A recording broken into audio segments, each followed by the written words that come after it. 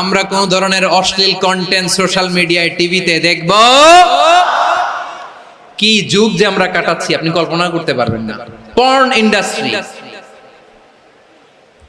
নারী পুরুষের বস্ত্রহীন যুগল দৃশ্য, এটাকে দিয়ে ওরা কোটি ডলারের ইন্ডাস্ট্রি বানিয়েছে। পুরো মানব ইতিহাসে এরকম জঘন্য সময় মানব ইতিহাস পার করে নাই। পর্ন এটা ইন্ডাস্ট্রি হয়ে গেছে। আমাদের এই যুবকগুলো, জেনজিগুলো, ওদের চরিত্র বাঁচাবে কি করে? কেমন করে হেফাজত করবে ওদের এই মূল্যবান চরিত্র? আমার প্রিয় ভাইরা, এই অশ্লীলতার দ্য লেটেস্ট ভার্সন হচ্ছে LGBTQ, শরীফ থেকে শরীফা। শুনছেন আপনারা? দেখতে পুরুষ, আসলেই পুরুষ, সুস্থ একজন পুরুষ, 4 সন্তানের বাবা, বলে আমি মনে মনে নারী। দেখতে নারী, সুস্থ নারী, আসলেই সে দিব্যি একজন নারী, বলে আমি মনে মনে পুরুষ। সবচেয়ে ভয়ঙ্কর অশ্লীলতার সবচাইতে লেটেস্ট ভার্সন হচ্ছে এই ট্রান্সজেন্ডারিজম। সুস্থ পুরুষ তার বায়োলজিক্যাল গ্রোথকে হরমোন দিয়ে স্টপ করে দিয়ে সে সার্জারি করে নারী হতে চায়, সুস্থ নারী পুরুষ হতে চায়। পুরুষ পুরুষের প্রতি সেক্সুয়ালি আকর্ষণ বোধ করে। এটা লূত আলাইহিস সালামের কওমের মধ্যে ছিল। এটাকেও আল্লাহ কোরআনে ফাহিশা বলেছেন।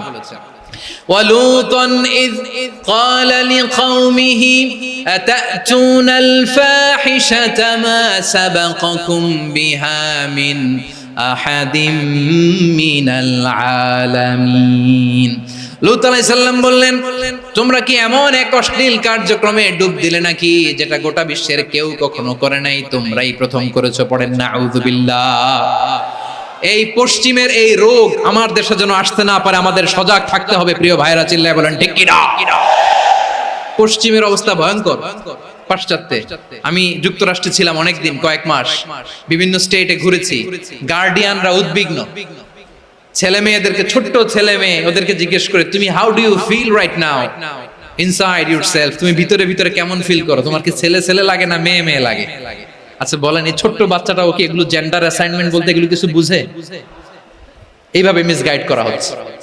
কৌতূহল বশত ছোট্ট ছেলে যদি বলে আমার তো মেয়ে মেয়ে লাগে, তখন বলে যে না তুমি মেয়ে, ছেলে না।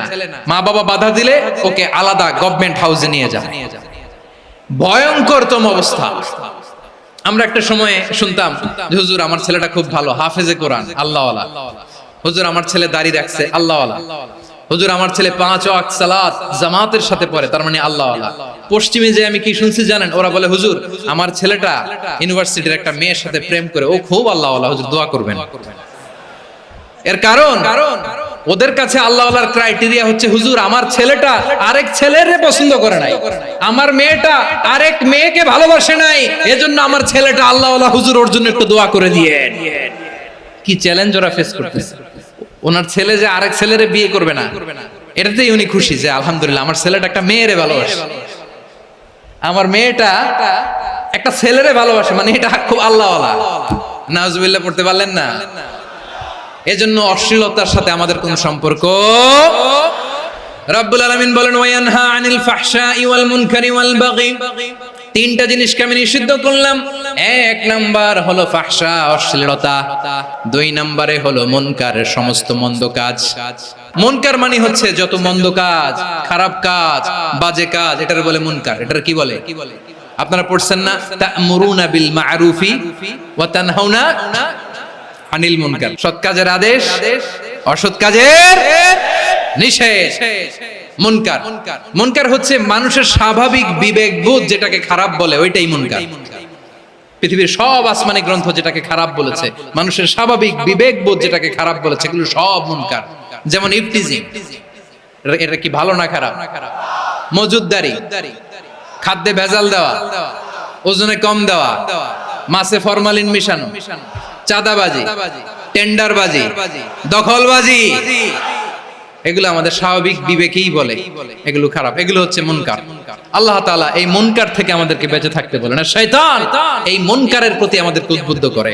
আল্লাহ তাআলা বললেন ইয়া আইয়ুহাল্লাযীনা আমানু লা তাত্তাবিউ খুতুওয়াতিশ শাইতান ওয়া মান ইয়াত্তাবি' খুতুওয়াতিশ শাইতানি ফাইন্নাহু ইয়া'মুরু বিল ফাহশাই ওয়াল মুনকার।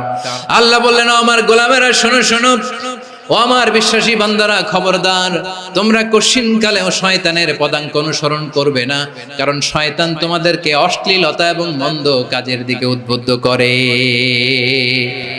আমাদের কাজ হচ্ছে শয়তান আমাদেরকে যেদিকে নিতে চায় আমরা তার উল্টা দিকে যাব। শয়তান এই মন্দ কাজকে আমাদের কাছে বিউটিফাই করে চাকচিক্যময় করে আমাদের সামনে উপস্থাপন করে। এজন্য আল্লাহ বলেন মুনকারকে থামাতে হবে, মুনকার প্রতিরোধ করতে হবে। মুনকার প্রতিরোধের দায়িত্ব শুধু আমাদের নাকি? শুধু আপনার খতিব সাহেবের, ইমাম সাহেবের, নাকি মুসলিম উম্মার সবার? আওয়াজ করে বলুন, মুনকার অসৎ কাজ প্রতিরোধের দায়িত্ব কার? রাব্বুল আলামিন বলেন, কুনতুম খায়রা উম্মাতিন উখরিজাত লিন-নাসি তা'মুরুনা বিল মা'রুফি ওয়া তানহাউনা আনিল মুনকার। তোমাদেরকে শ্রেষ্ঠ জাতি করে জমিনের মধ্যে আবির্ভূত করা হয়েছে, যাতে করে তোমরা জমিনের ভেতরে সৎ কাজের আদেশ করতে পারো আর অসৎ কাজের নিষেধ করতে পারো। উম্মাহ, কুনতুম খায়রা, তাহলে গোটা উম্মার দায়িত্ব, এটা বুঝতে পারছেন তো? আচ্ছা, আরো নিচে আসেন। এরপরে আল্লাহ বললেন, শুধু উম্মা না, এই জমিনের রাজত্ব আমি যাদের হাতে দেই, এই জমিনের মালিক আমি যাদেরকে বানিয়ে দেই, যাদেরকে আমি সরকারের দায়িত্ব দেই, তাদেরকেও মুনকার প্রতিরোধের দায়িত্ব দিয়েছে কে? আল্লাহ বলেন, যারা ক্ষমতার মসনদে বসেছে তাদেরকে 4 দফা কর্মসূচি আমি আল্লাহ দিলাম। আওয়াজ করে বলেন, কয় দফা? আল্লাহ বলেন, আল্লাযীনা ইম্মাক্কান্নাহুম ফিল আরদি আকামুস সালাতা ওয়া আতাউয যাকাতা ওয়া আমারু বিল মা'রুফি ওয়া নাহাউ আনিল মুনকার ওয়ালিল্লাহি আকিবাতুল উমুর। যারা এই জমিনের উত্তরাধিকার হয়েছে তারা 4 দফা কর্মসূচি নিয়ে সামনে আগাবা। সালাত কায়েম করবা, যাকাত আদায় করবা, সৎ কাজের আদেশ দিবা, অসৎ কাজ থেকে মুনকার প্রতিরোধ করবা। আদেশটা কার? আমার প্রিয় চট্টলার ভাইরা, পুরো উম্মার দায়িত্ব মুনকার প্রতিরোধ করা, সরকার প্রধানের দায়িত্ব মুনকার প্রতিরোধ করা। এরপর আল্লাহ বলেন, প্রতিটা ফ্যামিলির যিনি প্রধান সিইও বাবা, প্রত্যেক বাবারও দায়িত্ব এই মুনকার প্রতিরোধ করা। আওয়াজ করে বলেন ঠিক কি না? যেমনটি সাইয়েদনা লোকমান আলাইহিস সালাম ওনার কলিজার টুকরা সন্তানকে আদেশ করেছেন, ইয়া বুনাইয়া আকিমিস সালাতা ওয়া'মুর বিল মা'রুফি ওয়ানহা আনিল মুনকার। পড়েন সুবহানাল্লাহ। বাবা ছেলেকে সবক দিচ্ছে, লোকমান আলাইহিস সালাম ছেলেকে বলতেছে, ওরে আমার কলিজার টুকরা সন্তান, ওরে আমার বাছা, নামাজ কায়েম করবা, সৎ কাজের আদেশ দিবা, আর মুনকার প্রতিরোধ করবা, অসৎ কাজ, সমাজ থেকে খারাপ কাজকে ঝেঁটে বিদায় করে দিবা। তাহলে দেখেন, আমি স্টেপ বাই স্টেপ নামলাম। পুরা উম্মার দায়িত্ব, জমিনের উত্তরাধিকারী আল্লাহ যাদেরকে বানিয়েছেন সরকার, তাদের দায়িত্ব, প্রতিটি ফ্যামিলির প্রধানের দায়িত্ব। এরপরে বিশ্বনবী বলেন, সচেতন প্রতিটি মুসলিমের দায়িত্ব সমাজ থেকে মুনকারকে উৎখাত করা। বিশ্বনবী বলেছেন, মান রাআ মিনকুম মুনকারান ফালিয়ুগাইয়িরহু বিয়াদিহি ফাইন লাম ইয়াস্তাতি ফাবিলিসানিহি ওয়া ইন লাম ইয়াস্তাতি ফাবিকলবিহি ওয়া যালিকা আযআফুল ঈমান। সমাজে যে মুনকার দেখবে, খারাপ কাজ দেখবে, সেজন্য হাত দিয়ে সেটাকে থামায়। আমার প্রিয় ভাইরা, না থামালে আমরাই ডুববো শেষমেশ। আমাদের বাঁচার জন্য হলেও থামাইতে হবে। রব্বুল আলামিন বলেন, ওয়াত্তাকু ফিতনাতাল লা তুসিবান্নাল্লাযীনা যালামু মিনকুম খাসসা। ও আমার গোলামেরা, ওই আযাবকে ভয় করো যে আযাব যখন আমি জমিনের বুকে পাঠাই, শুধু জালেমদেরকেই মারি না, আলেমদেরকেও মারি। আযাব যখন আসে তখন শুধু জালিমই মরে না, আলেমও মরে। জানেন, মুসা আলাইহিস সালামের পায়ে একবার লাল পিঁপড়া, তো উনি রেগে মেগে পাশি দেখে লাল পিঁপড়ার বাসা, পা দিয়ে ডলে মুছে সবগুলো পিঁপড়া মেরে ফেলছে। এই ঘটনাটা আল্লাহ ঘটিয়েছেন, এজন্য মুসা আলাইহিস সালাম ছিলেন কালিমুল্লাহ, সরাসরি আল্লাহর সাথে কথা বলতেন। তিনি আল্লাহকে জিজ্ঞেস করেছিলেন, আল্লাহ তুমি যখন কোন জনপদে আযাব পাঠাও, শাস্তি দাও, ওখানকার শুধু জালেমরাই তো মরে না, ভালো মানুষগুলাও মরে, তো আযাব দিবা মুশরিকদের উপর দিবা, অবাধ্যদের উপর দিবা, ভালো মানুষগুলারে মারো কেন? আল্লাহ বললেন, মুসা তোমার যে কামড় দিছিল পায়ের মধ্যে পিঁপড়া, কয়টা পিঁপড়া? একটা পিঁপড়া, তো সবগুলারে মারলা কেন? রেগে মেগে পুরো পিঁপড়ার বাসা ভেঙে মেসাকার করলা কেন? আমি যখন অ্যাকশনে যাই, আমি যখন শাস্তি দেই, তখন এত বাস বিচার করা হয় না, বাস বিচার করা যায় না। যখন অ্যাকশনে যাওয়া হয়, ওইটা ডাইরেক্ট অ্যাকশন হয়ে যায়। চিল্লায় বলো ঠিক কি না? এজন্য আমাদের বাঁচার জন্য হলেও এই পাপ থামাতে হবে, এই শয়তানের অট্টহাসি থামাতে হবে, অন্যায় অপরাধ সমাজ থেকে আমাদের থামাতে হবে, কারণ আযাব আসলে ওরাও মরবে, আমরাও মরব। একটা জাহাজ 2 তলা, আপনি আছেন 2য় তলায়, নিচের তলার কিছু লোক জাহাজের তলা ছিদ্র করতে আরম্ভ করছে। কি ছিদ্র করতেছে? আচ্ছা, জাহাজের তলা ছিদ্র করলে তলা দিয়ে কি ঢুকে? আপনি যদি বলেন আমার কি, আমি তো 2 তলায়, আমি তো ভালো আছি, ওরা ছিদ্র করে ওরা মরবে, আসলে কি শুধু ওরা মরবে? তলা দিয়ে যখন পানি ঢুকবে, জাহাজ ডুবলে আপনিও মরবেন। এজন্য নিজে মরার আগে ওই পাগলগুলোর নিচতলায় যে থামাতে হবে। চিল্লায় বলেন ঠিক কি না? এজন্য আল্লাহ বললেন, মুনকার প্রতিরোধের দায়িত্ব সমাজের টপ টু বটম সবার। এজন্য মুনকার প্রতিরোধ করার দরকার আছে না নাই? সমাজে এই যে ইফটিজিং হয়, আপনার বোনের বয়সী একটা মেয়েকে কিছু বখাটে টিটকারি করে, এই বলে সেই বলে, নোংরা কথা বলে, রাস্তায় দেখেও আপনি পাশ দিয়ে না দেখার মতো চলে যান কেন? আপনি দাঁড়ান না কেন? আপনি দাঁড়ালেই তো থেমে যাবে, কারণ সত্যের যে শক্তি, তার সামনে মিথ্যা মুখ থুবড়ে পড়ে। আপনার সামনে ও কিছুই না, নাথিং। আপনি দাঁড়ান, ওকে প্রশ্ন করেন যে আমার বোনকে তুমি ডিস্টার্ব করো কেন?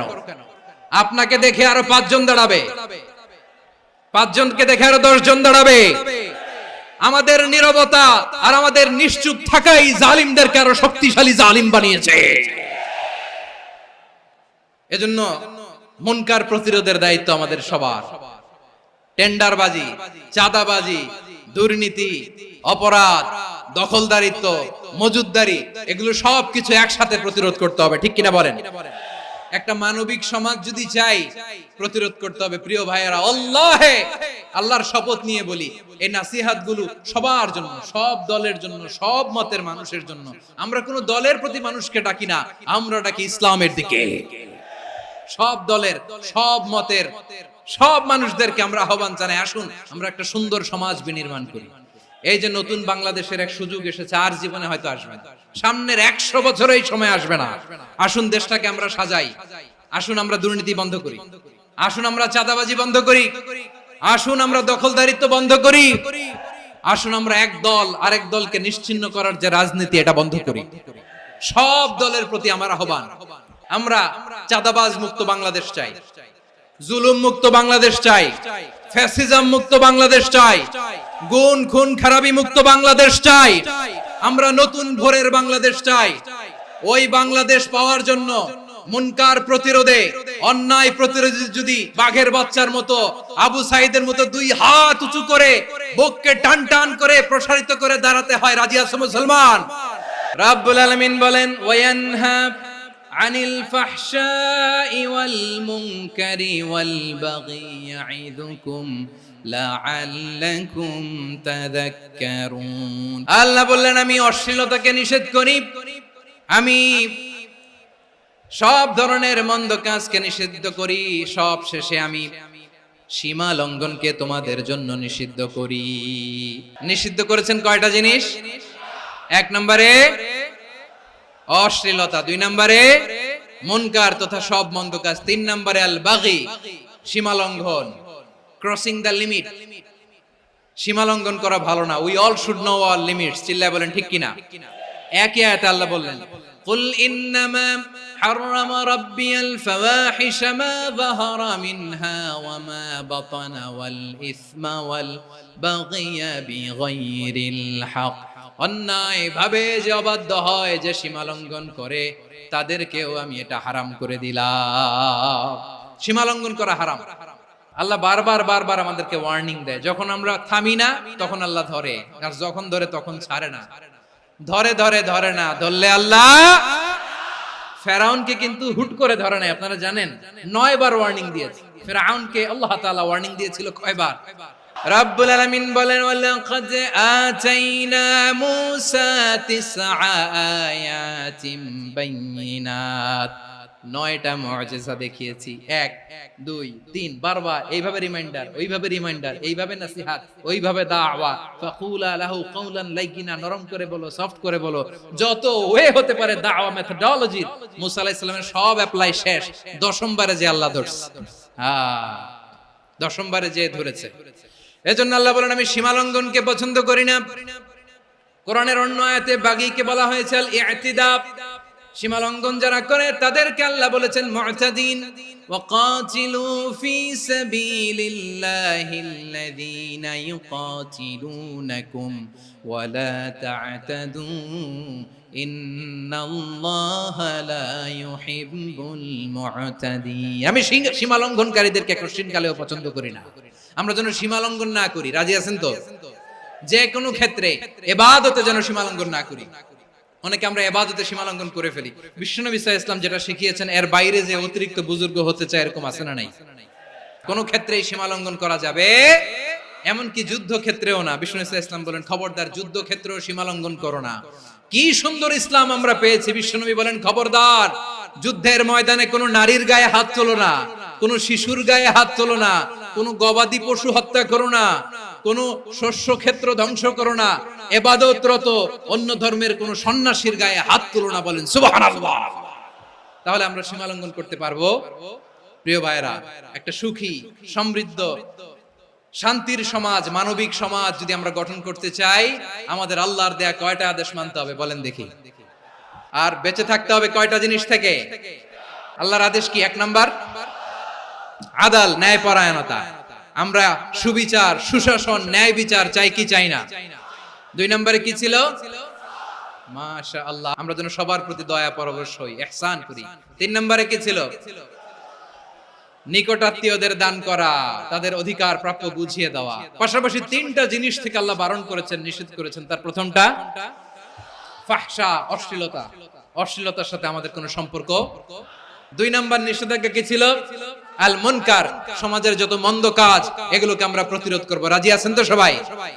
3 নম্বরে আল বাগী, সীমালঙ্ঘন। কোন মুসলিম সীমালঙ্ঘন করে না। রাব্বুল আলামিন শেষে বললেন ইয়াইদুকুম লাআল্লাকুম তাযাক্কারুন, আল্লাহ তোমাদেরকে উপদেশ দেন যাতে তোমরা শিক্ষা গ্রহণ করো। আমরা উপদেশ দেব, আমরা জোর করে কাউরে কিছু মানাতে চাই না। লা ইকরাহা ফিদ্দিন ওয়াযাক্কির ফাইন্না যিকরা তানফাউল মুমিনিন। উপদেশ দিলে এটা মুমিনদের কাজে দেয়। লাস্তা আলাইহিম বিমুসাইতির ইন্নামা আনতা মুযাক্কির। নবী হে, আপনি রিমাইন্ডার দাতা, আপনি উপদেশ দিবেন। আমরাও বিশ্বনবীর এই হাদিসগুলো থেকে, কোরআনের আয়াত থেকে রিমাইন্ডার, এই কথামালা, বাণী বাহক হিসেবে এই বাণীগুলো আপনাদের সাথে কাছে পৌঁছে দিলাম। আমরা আল্লাহ তাআলার কাছে প্রার্থনা করি, আল্লাহ আমরা যেন আদল দিয়ে আমাদের সমাজকে গঠন করতে পারি। আল্লাহ আমরা যেন ইহসান করতে পারি, আমরা যেন নিকটাত্মীয়দের দান করতে পারি। আল্লাহ যত ধরনের অশ্লীলতা, অনাচার, মন্দ কাজ, সীমালঙ্ঘন, অবাধ্যতা থেকে যেন আমরা বেঁচে থাকতে পারি। আল্লাহ তাআলা আমাদের সবাইকে কথাগুলো বোঝার ও আমল করার তৌফিক দান করুক। হাযা মা ইনদি ওয়াল ইলমু ইনদাল্লাহ আলাইহি তাওয়াক্কালতু ওয়া ইলাইহি উনীব। সুবহানাকাল্লাহুম্মা বিহামদিকা আশহাদু